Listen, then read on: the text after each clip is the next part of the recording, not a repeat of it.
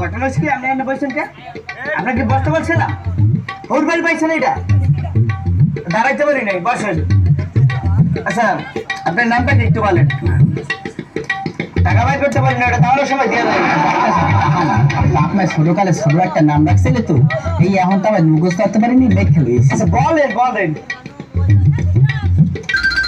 ছেড়ে দিলেন নাই না ডাক্তার সাহেব, নাম এর নাম এত বড় না। আচ্ছা বলেন বলেন। আব্দুল করিম, সাগিরউদ্দিন, টিপু সর্দার, শাওন খন্দকার, আজিজুর রহমান, সোহাগ গাজী, সাইফুল।